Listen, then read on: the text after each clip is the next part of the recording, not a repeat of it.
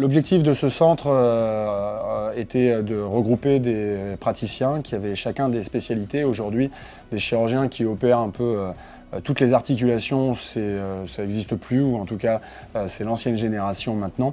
Je dis ça évidemment avec beaucoup de respect, mais tout simplement parce qu'il y a énormément de choses à apprendre et on ne peut plus être capable de faire ça dans toutes les articulations.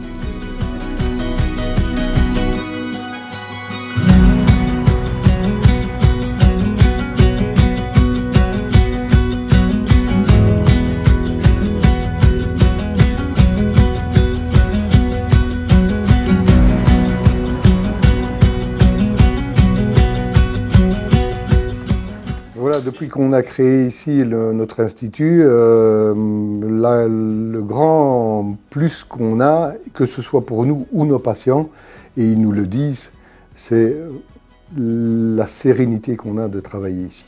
On est beaucoup plus au calme, on est beaucoup moins dérangé, on a un système où nos secrétaires gèrent vraiment tous les appels, on n'a même pas de téléphone fixe dans notre bureau, elles ne nous dérangent que par un chat sur l'ordinateur qu'on regarde, on répond tout de suite ou pas.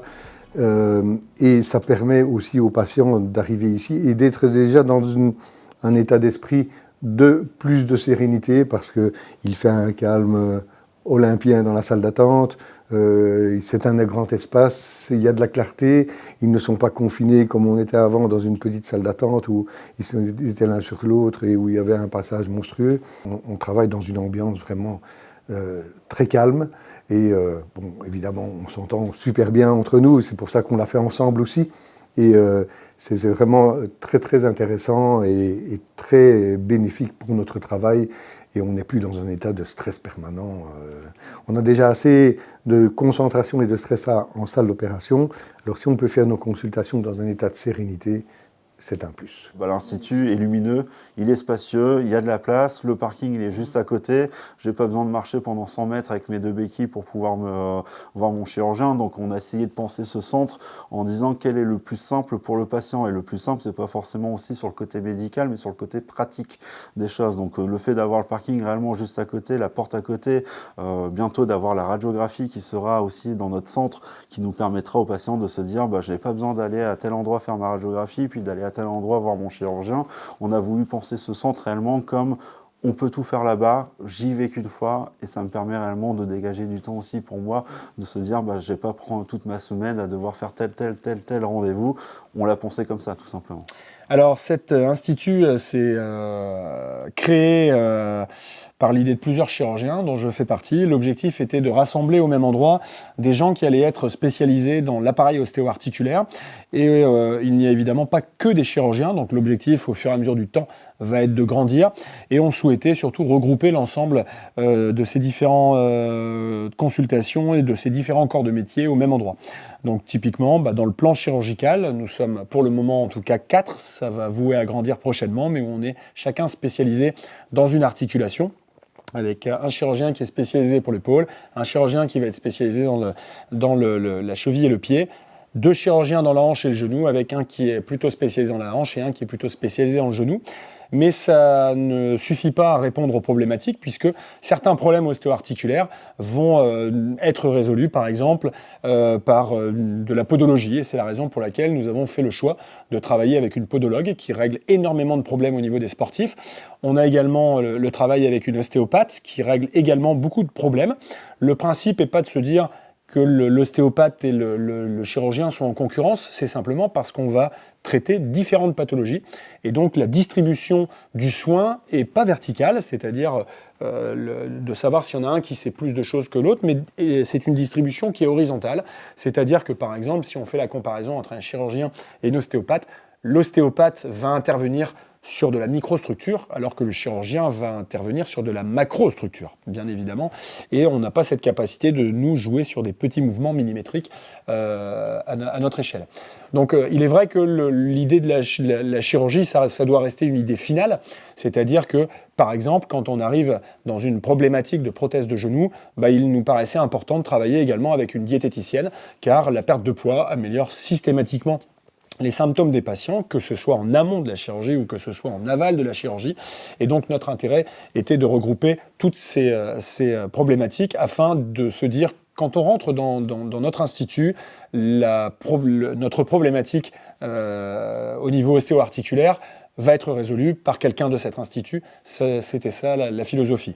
Actuellement, nous sommes en train de travailler sur l'apport d'une nouvelle machine de radiologie qu'on appelle le Curve Beam, qui va nous permettre d'obtenir très rapidement des images en 3D auxquelles on aura accès dans les quelques minutes qui vont suivre l'examen et qui vont nous permettre de déterminer encore avec un peu plus de précision les options thérapeutiques à proposer aux patients.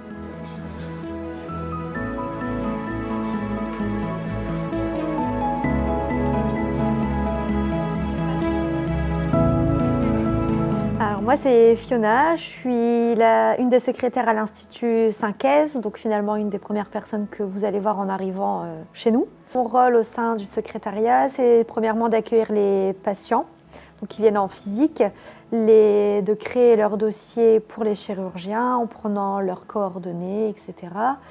Je décroche également au téléphone, je fais la prise de rendez-vous pour les 4 chirurgiens. Ensuite, je prépare les dossiers de bloc quand une intervention est programmée par un chirurgien.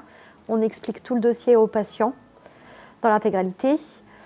Je prépare également les dossiers pour que les chirurgiens puissent aller au bloc, qui récapitule du coup tous les blocs qui auront lieu le jour J. Tel patient, quel côté, quelle opération. Si le patient a des questions à poser, c'est vers nous qu'il se dirige. Il nous recontacte via le téléphone ou par la boîte mail. Également pour la sortie, on est les derniers visages qui vont voir. Pour la prise en charge à l'Institut 5S, l'intérêt est de ne pas être seul et d'avoir des confrères. Notamment, par exemple, pour moi, la chirurgie du pied, j'ai quand même une podologue au sein de l'Institut. Donc c'est vrai que la prise en charge est globale. C'est toujours beaucoup plus intéressant pour le patient et beaucoup plus simple. Tout se fait au même endroit. Ça, c'est évident. Et le consentement éclairé du patient, c'est-à-dire qu'il faut lui expliquer ce qui peut arriver, quelles sont les complications potentiellement possibles, et en lui en parlant et en le rassurant en même temps, en lui en donnant des pourcentages ou de l'importance du risque de telle ou telle complication, en lui expliquant exactement comment tout le reste va se passer. Et ça, nos secrétaires ont un rôle aussi. Elles expliquent très bien le parcours à faire après avec l'anesthésiste, etc. On essaie de tout centraliser ici, justement, parce qu'ils sont dans un espèce de cocon ici. Et si on leur dit « Ah, la prise de sang sera ici, vous verrez l'anesthésiste ici », ils sont déjà très rassurés et on le voit. Et alors, après, leur expliquer également le temps d'hospitalisation. Moi, j'ai eu la chance de faire en épaule la plupart de mes interventions en ambulatoire. Les gens se disent « Ah, je ne dois même pas rester une nuit à la clinique, docteur, c'est fabuleux ». Bon, il y en a d'autres où ils restent, mais c'est des temps courts, une nuit, 2 nuits. Mais même ça, pour des interventions ouvertes, de chirurgie ouverte, comme des prothèses, le temps d'hospitalisation est très court. Donc, ça rassure aussi les patients, parce qu'ils savent qu'ils vont retourner rapidement chez eux, ils vont être pris en charge chez eux par le kiné, infirmière, etc. Donc, il faut les rassurer sur tout le parcours. Et l'anesthésiste rassure aussi pour son anesthésie, il lui explique bien. Nous, on en parle aussi, parce que souvent, les patients nous demandent à nous comment je vais être endormi, et je leur dis déjà les possibilités. Je dis, vous en discuterez avec l'anesthésiste, vous pouvez faire une anesthésie générale ou une ocorégionale, mais ça, c'est à vous de décider avec l'anesthésie. Moi, je ne suis pas anesthésiste, je leur dis toujours. Moi, je suis spécialiste en épaule. L'anesthésiste, c'est le spécialiste pour vous endormir. Donc, voilà, il faut bien expliquer tout le parcours. Et ça, de nouveau, en vue de quoi? En vue de rassurer le patient et qu'il soit en état d'assurance et de sérénité la plus grande possible pour aborder cette intervention qui reste un stress pour lui, même inconscient. Et c'est là qu'on gagne quelque chose. Sur le plan purement technique, aujourd'hui, il est quasiment plus pensable de mettre en place une prothèse sans aide technique. Alors, il y a plusieurs courants de pensée. Comme dans toute situation, il y a un combat dans les courants de pensée. Mais aujourd'hui, rien n'a été démontré sur la supériorité de l'un ou de l'autre. On n'est pas capable encore de voir les résultats sur le long terme. C'est ce qu'on étudie régulièrement entre nous, en tout cas dans les congrès, dans les formations qu'on fait et sur les études qu'on fait sur nos patients. Donc pour faire simple, il y a 3 gros modes de travail. Le mode, par exemple, de la réalité augmentée, c'est-à-dire que pendant l'intervention, le chirurgien va mettre en place des lunettes qui vont lui permettre d'avoir des calculs supplémentaires d'angle, de déformation auxquels il n'a pas accès par ses propres yeux. C'est pour ça qu'on parle de réalité augmentée. C'est simplement l'information de la réalité du terrain associée à de la réalité augmentée par les mesures que la lunette va nous donner dans un écran à parallèle que l'on met pendant l'intervention.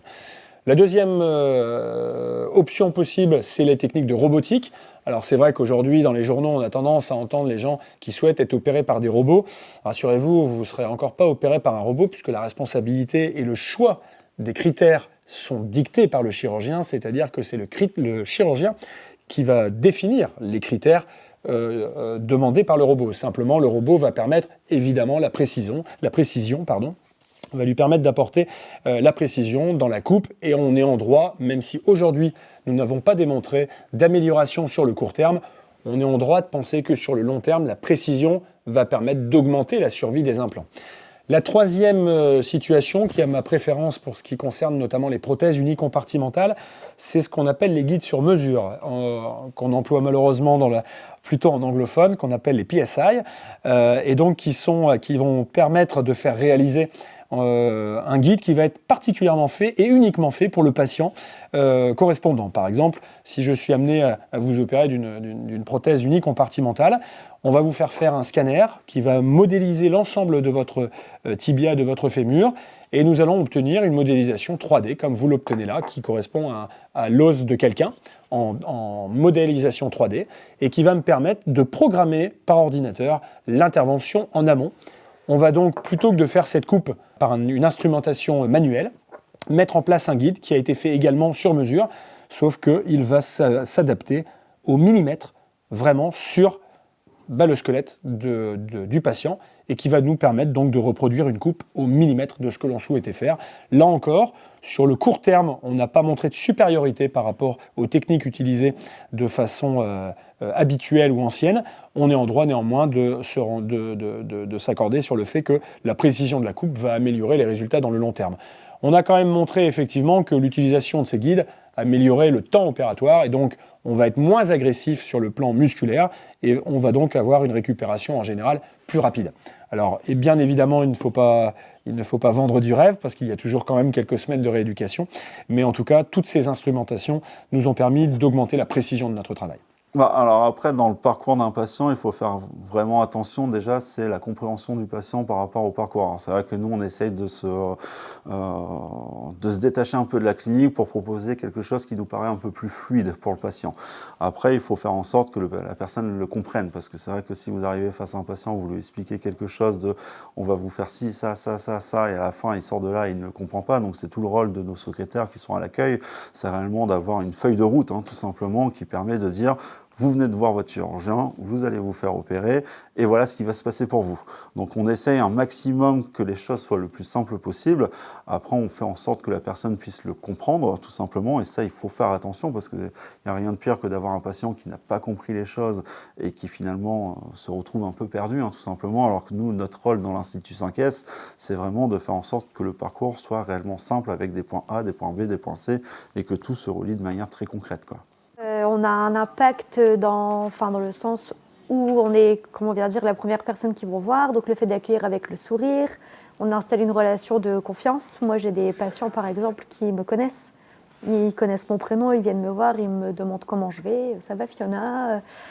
Au téléphone, c'est pareil. Les patients, j'arrive à reconnaître leur voix pour certains, et ils me demandent au téléphone parce qu'il y a une relation de confiance qui s'installe. Et pour le reste, si le patient se fait opérer, c'est hyper rassurant.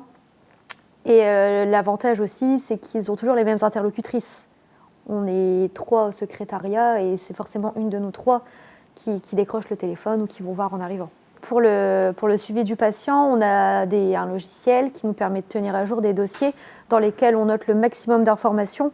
Au moins, si par exemple j'ai traité un dossier et que ce n'est pas moi qui prends la suite, que ma collègue ouvre le dossier, elle sait ce qui s'est passé, elle sait où on en est. On n'est pas obligé de revenir sur tout le dossier du patient, de tout recommencer. Tout est tracé, hyper tracé, pour assurer un suivi de qualité. Alors ça nous permet pas de nous concentrer plus sur le patient, ça nous permet surtout de ne pas avoir des manquements, des oublis. C'est-à-dire que nous, quand on est en chirurgie orthopédique, on a besoin typiquement de radio pour opérer. Et c'est vrai que quand on n'avait pas ce parcours qui était mis en place, le patient, typiquement, pouvait arriver à la consultation, à la chirurgie, et ne pas avoir ses radiographies. Et dans ce cas-là, on annulait, tout simplement. Ou tout simplement, il devait aller voir l'anesthésiste, il devait faire son bilan biologique, puis « Ah, je n'ai pas fait mon bilan biologique, je suis désolé ». ça repoussait encore l'intervention.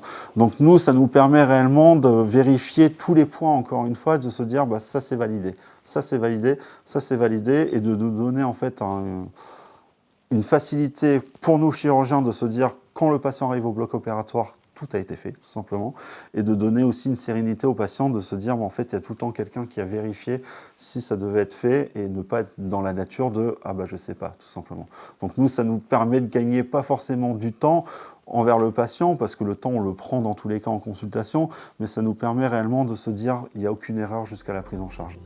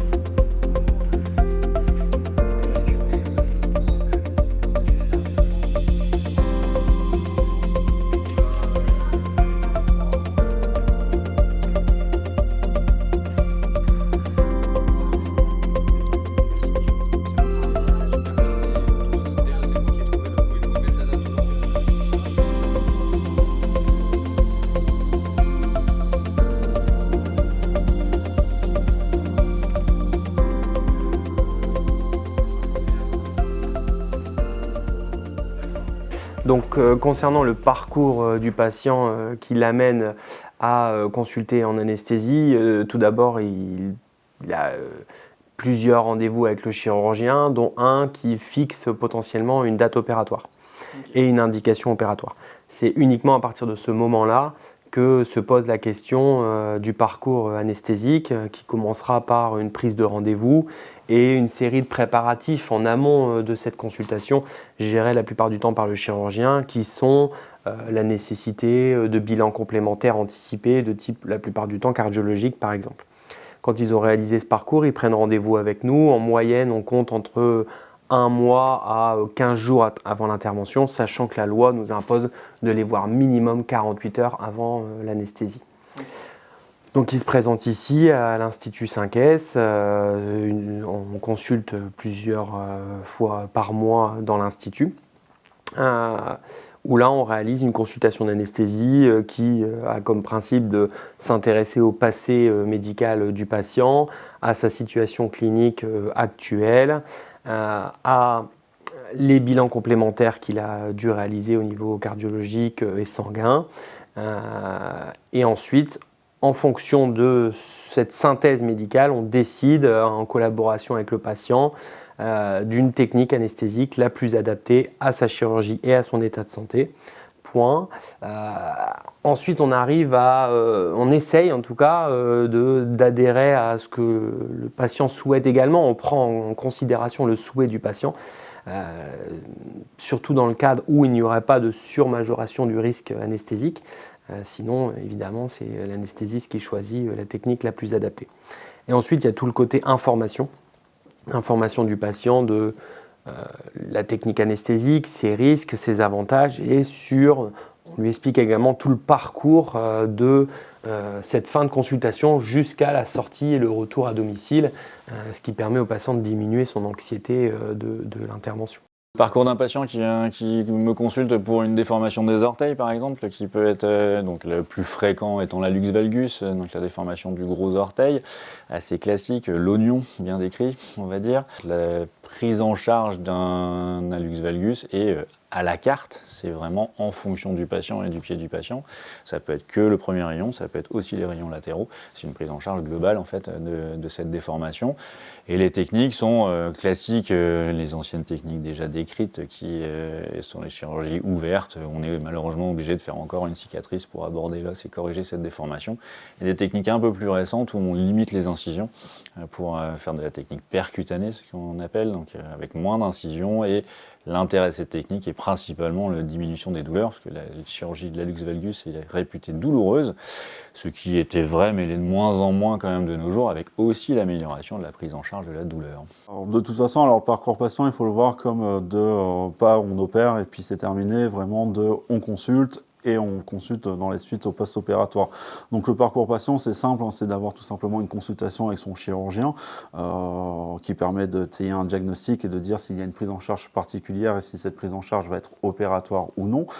Quand elle est opératoire, derrière, il y a toute une prise en charge qui va s'étayer à de voir l'anesthésiste, faire le bilan biologique, voir plus ou moins le cardiologue et ensuite d'aller à la clinique pour se faire opérer.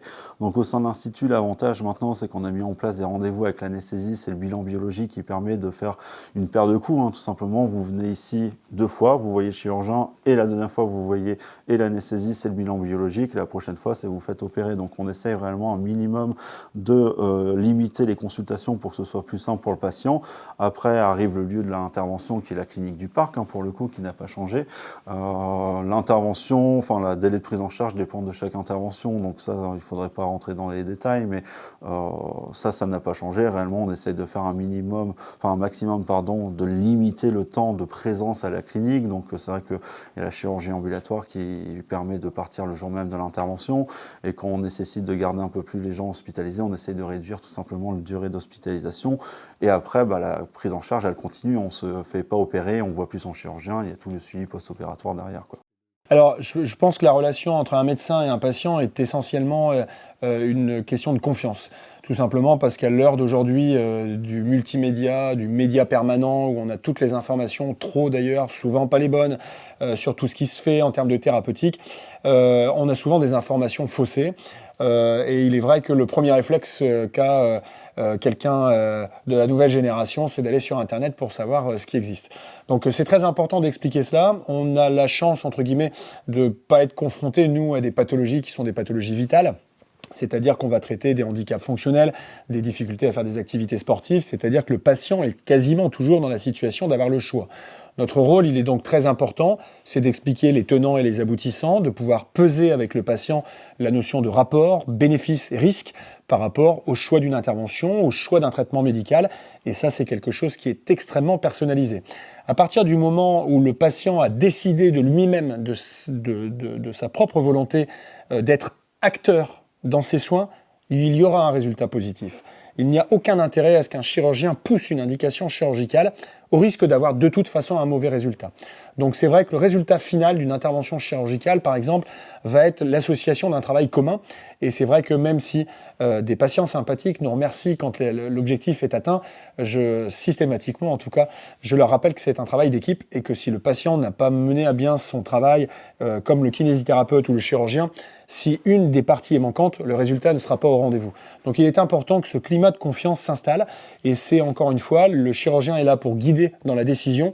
La décision appartiendra toujours au patient. Alors la prise en charge globale des patients s'est bien améliorée depuis le temps puisqu'on est beaucoup plus efficace sur la programmation et l'organisation.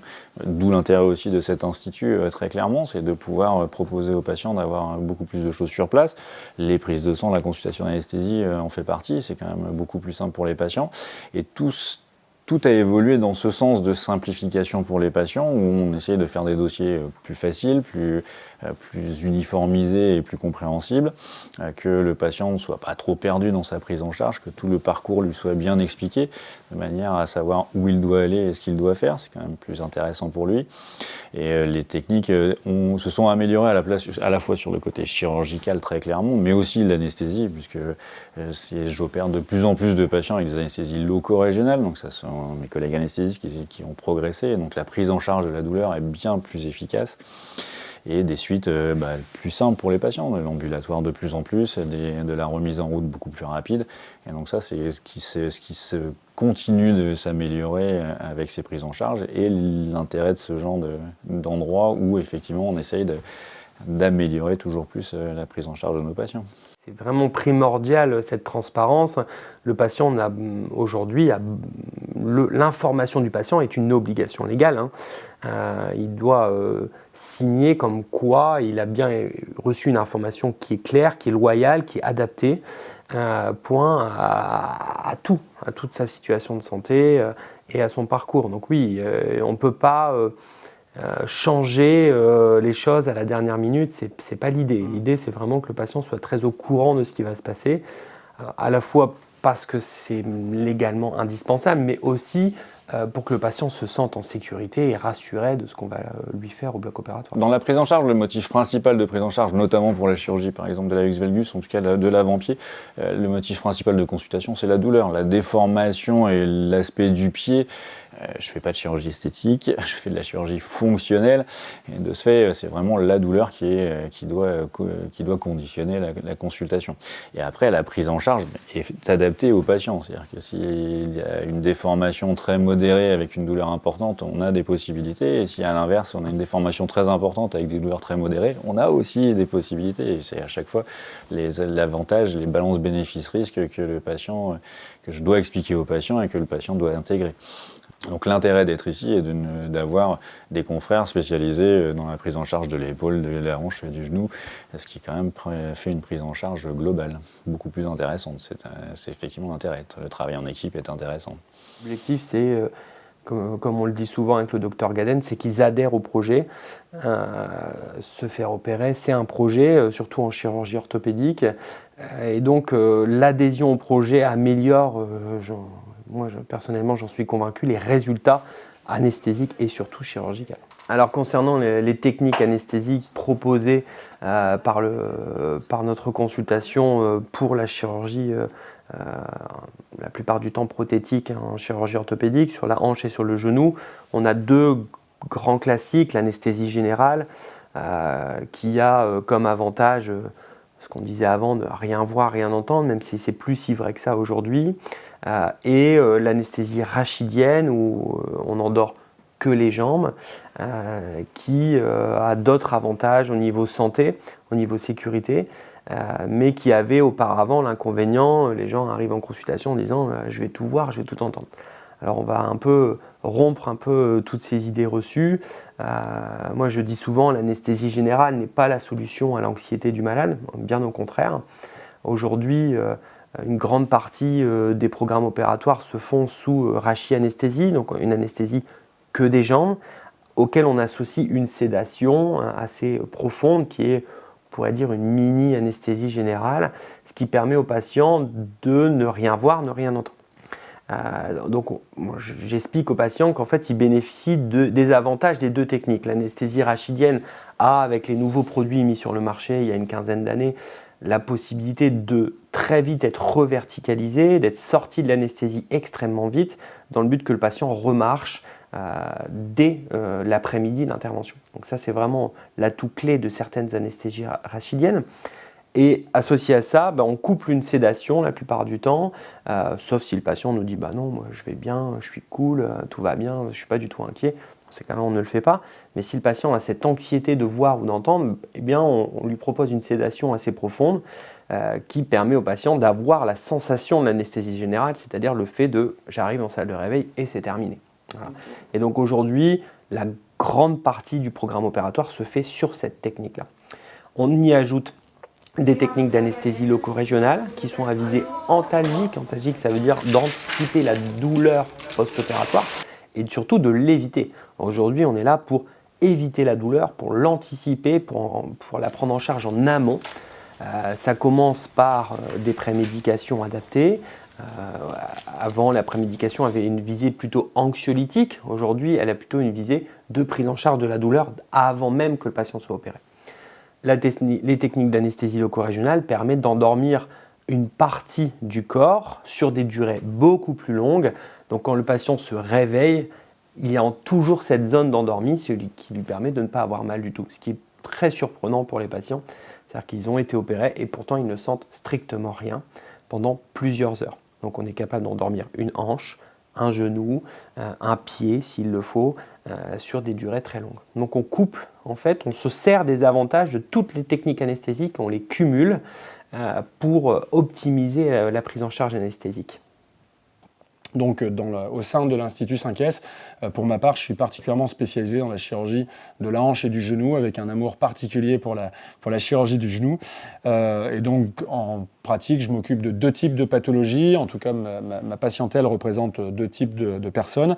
Plutôt un groupe de patients qui sont les patients sportifs, qui vont être soumis lors de leur pratique sportive à des blessures, notamment ligamentaires, méniscales, que ce soit le ligament croisé antérieur, qui est une pathologie connue maintenant par tout le monde, ou des particularités du genou moins connues, comme le ligament croisé postérieur ou les pathologies de la rotule. Alors, l'arthrose, c'est la disparition, donc c'est un phénomène dégénératif qui va survenir avec l'âge et qui va correspondre donc à la disparition du cartilage. Le cartilage, c'est la partie bleu foncé que vous voyez ici sur cette maquette. C'est cette surface absolument extraordinaire que nous a donnée la nature et qui fait qu'on marche avec une savonnette contre une savonnette. C'est ce qui va créer l'absence de douleur complète. Au fur et à mesure du temps, le bleu foncé, cette couche bleu foncé, en fonction de différents paramètres, l'activité qu'on a eue, le poids qu'on a eu, la génétique, va disparaître progressivement et cette disparition va entraîner deux choses, l'apparition de douleur et l'apparition de raideur au niveau de l'articulation. Alors de temps en temps, il n'y aura qu'une seule partie qui va être abîmée et c'est ce qui va nous amener à la réalisation d'une prothèse partielle, le principe étant de retrouver un contact souple et qui permet d'avoir une disparition de la douleur. Et de temps en temps, en fonction des patients, on va avoir une destruction de plusieurs parties du genou. Et là, la prothèse partielle ne suffira plus. Et il faudra donc, comme vous le voyez sur ce modèle, qui est un modèle réel de prothèse, remplacer les deux compartiments. La grosse différence entre une prothèse partielle et la prothèse totale, c'est le respect du ligament croisé antérieur. Aujourd'hui, la notion d'une prothèse partielle permet de s'approcher un peu plus près de la notion d'un genou oublié.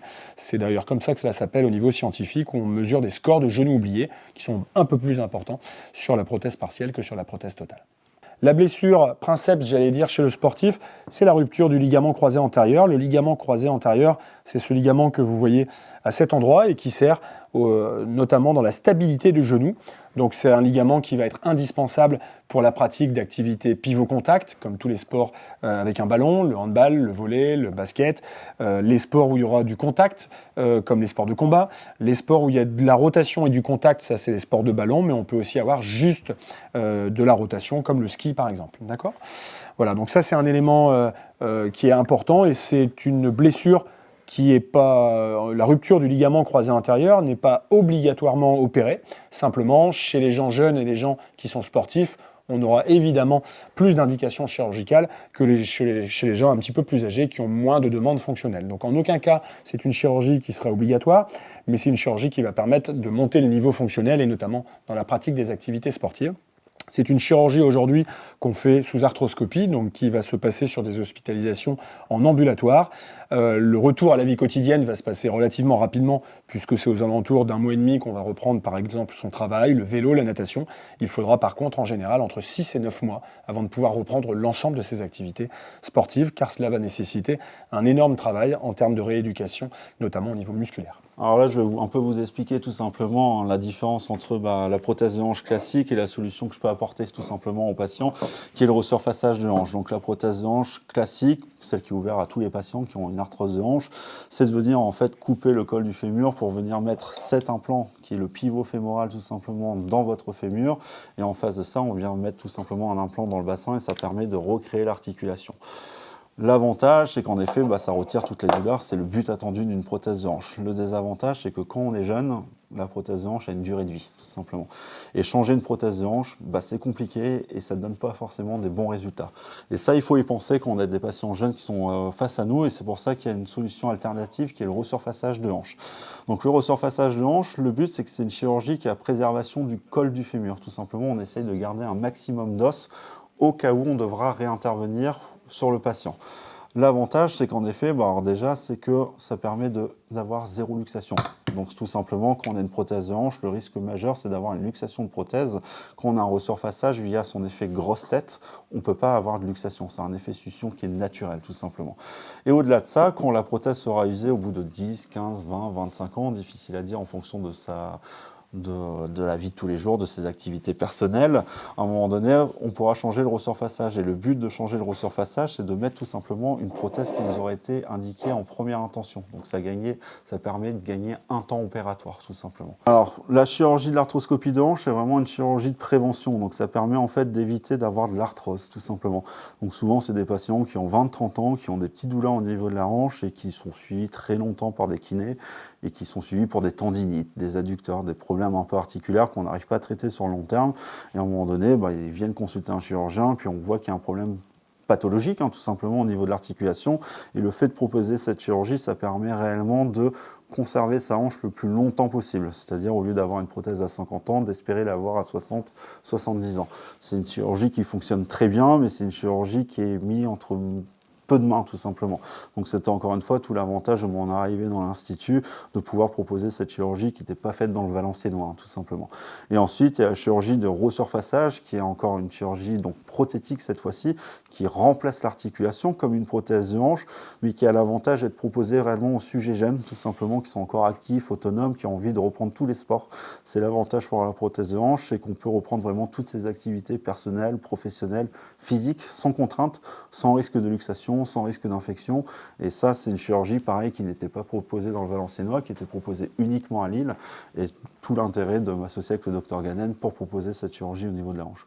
Je pratique ici exclusivement la chirurgie de l'épaule. Je suis spécialisé en chirurgie de l'épaule.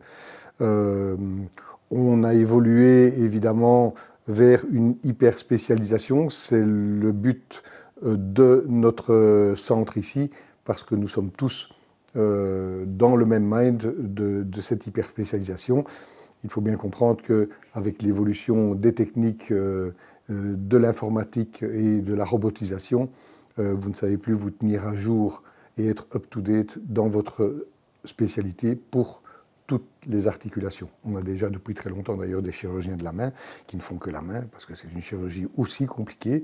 Et ici, moi, j'ai opté pour la chirurgie de l'épaule que je pratique donc exclusivement ici depuis 2013.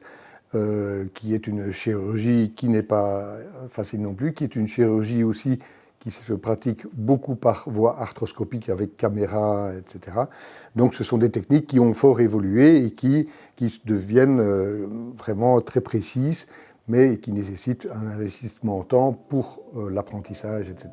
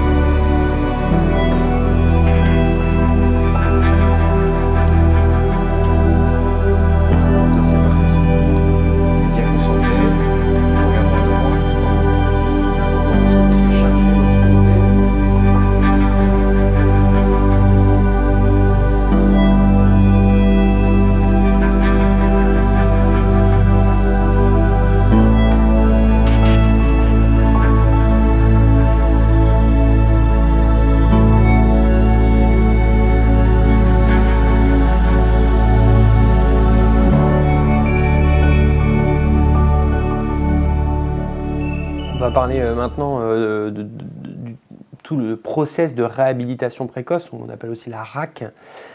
L'objectif aujourd'hui est de très vite remettre le patient dans ses conditions naturelles. Et donc on travaille en collaboration évidemment avec le chirurgien à adapter des techniques chirurgicales et anesthésiques pour anticiper ce retour à domicile le plus précoce possible et idéalement en ambulatoire, ce qui sont des objectifs de santé publique. Donc comme on en a déjà parlé dans les techniques anesthésiques, l'anesthésie rachidienne avec des molécules de courte durée nous permet de travailler à cette réhabilitation précoce. On anticipe aussi tout le discours, je pense que c'est vraiment la clé du succès de la réhabilitation précoce, c'est de préparer le patient à la réhabilitation précoce dès les consultations de chirurgie. Le chirurgien explique déjà que nous allons nous mettre en état de marche pour raccourcir le séjour le plus possible et de remettre le patient le plus rapidement possible dans son domicile et dans ses capacités avant l'intervention. On va parler maintenant d'un sujet assez clé pour le patient, c'est la douleur. C'est vraiment l'anxiété du patient est souvent liée soit à l'anesthésie d'ailleurs, plus qu'à la chirurgie, c'est paradoxal mais c'est souvent le cas, et surtout, est-ce que je vais avoir mal après l'intervention? Et aujourd'hui, l'anesthésie et la chirurgie accordent beaucoup d'importance à cette douleur périopératoire et on travaille à élaborer des techniques d'anesthésie et de chirurgie pour diminuer la douleur. Et on a mis en place aussi depuis quelques mois un suivi à domicile de la douleur, c'est-à-dire un groupe qui appelle le patient et qui est en capacité à déclencher une perfusion dentalgique à domicile pour répondre à la douleur du patient. Aujourd'hui, la perfusion n'est plus un frein à l'ambulatoire. On a des capacités de perfuser rapidement, en toute sécurité, sous protocole, après des formations d'infirmières diplômées d'État libérales à domicile, assez efficacement. Ça nous donne un autre avantage, c'est un retour rapide des patients. C'est-à-dire que tous les jours, on a pour les patients qui bénéficient de ce protocole, ce qui est aujourd'hui quasiment l'ensemble de nos patients, tous les jours, on a un visu de ce qui se passe à domicile. En termes de pansement, de douleur, de mobilité, de satisfaction. Voilà, on reçoit de J1 à J7, donc du premier jour au 7e jour post-opératoire, un compte-rendu de comment vit le patient à domicile, ce qui nous permet, nous, d'intervenir rapidement si on juge que l'information qui nous est renvoyée n'est pas adaptée à ce qu'il devrait avoir. Dès le début du processus, dès les consultations préopératoires, en rassurant le malade de ce qu'il attend à domicile et sur sa capacité à rentrer vite à la maison et que ceci est bénéfique pour lui. C'est vraiment un changement presque, on pourrait même presque dire un virage à 180 degrés. Avant, on était sur des hospitalisations longues, le patient savait qu'il allait rester 4, 5, 6, 7 jours à l'hôpital et c'était comme ça. Aujourd'hui, on doit lui faire comprendre que rester 15 jours, c'est-à-dire sortir le soir, l'idée c'est pas de le mettre dehors. Moi j'insiste beaucoup dans la consultation en disant voilà, ça ne change rien finalement. Mais la qualité, personnellement je pense que la qualité du résultat du malade sur sa santé, elle est favorable à un retour précoce. Le remettre directement dans son lieu de vie, lui montrer qu'il est capable de monter les escaliers, de se déplacer dans son domicile, de retourner rapidement dans son jardin de manière adaptée et sécure, évidemment, est la clé de la réussite chirurgicale et anesthésique. Donc pour ça, on a un process qui est assez simple. Il faut l'accord du chirurgien, qui est basé sur pas eu de soucis au moment de l'intervention, l'accord de l'anesthésiste, pareil, pas de soucis pendant l'anesthésie et quelques règles classiques de sécurité après l'intervention ont été respectées. Le patient a mangé, il n'a pas vomi, il a réussi à uriner, la douleur est contrôlée, il n'y a pas de saignement particulier. Voilà, les 5 feux verts sont là, l'anesthésiste donne son accord. Et ensuite, il y a un dernier accord qui est peut-être le plus important, c'est l'accord du kinésithérapeute.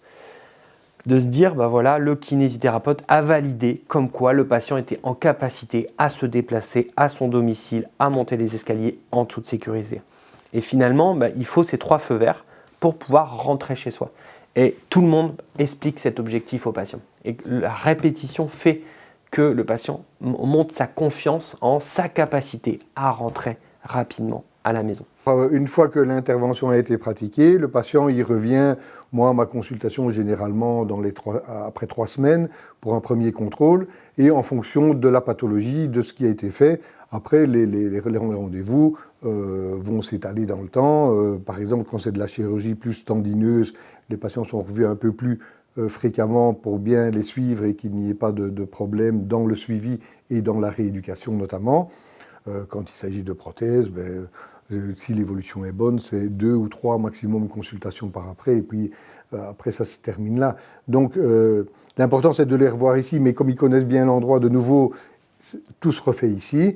Et de nouveau, pour bien les rassurer, qu'est-ce que je leur dis chaque fois? Je leur dis, vous avez vos rendez-vous, mais n'hésitez pas, s'il y a le moindre problème, ils peuvent téléphoner, ils sont rassurés. Même si je ne suis pas là, la secrétaire gère. La secrétaire m'appelle le jour même, je revois le patient beaucoup plus vite et ils sont repris en charge s'il y a le moindre problème post-opératoire, que ce soit de plaie ou de saignement ou quoi que ce soit.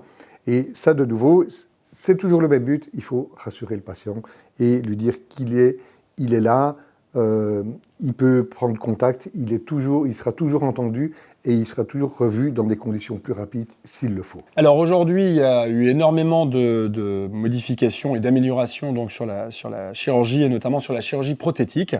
Il y a un énorme pan d'amélioration qui n'est pas technique, mais qui est simplement dans la rééducation. C'est-à-dire qu'il y a une vingtaine d'années, on pensait que c'était indispensable d'aller dans un centre de rééducation, de passer énormément de temps à faire de la rééducation tous les jours, etc. Et aujourd'hui, la tendance est plutôt à l'envers. C'est-à-dire qu'on a démontré qu'il y avait beaucoup plus d'intérêt à rentrer à la maison directement, même chez les gens âgés, car le fait de solliciter soi-même les muscles et les articulations va être préférable par rapport à le faire faire par quelqu'un d'autre, tout simplement. On s'est rendu compte qu'il y avait des délais de récupération qui étaient meilleurs quand on remettait les gens en charge rapidement, qu'il y avait moins de risques d'infection quand on rentrait à sa maison, car le premier facteur de risque d'infection dans les interventions chirurgicales, c'est le nombre de jours qu'on va rester dans un hôpital. Quel qu'il soit, tout simplement parce qu'un hôpital, ce n'est pas un hôtel, donc il y a des gens avec des pathologies et des germes, et donc moins on va rester dans un établissement, mieux on va s'en porter. La philosophie, c'est celle-là.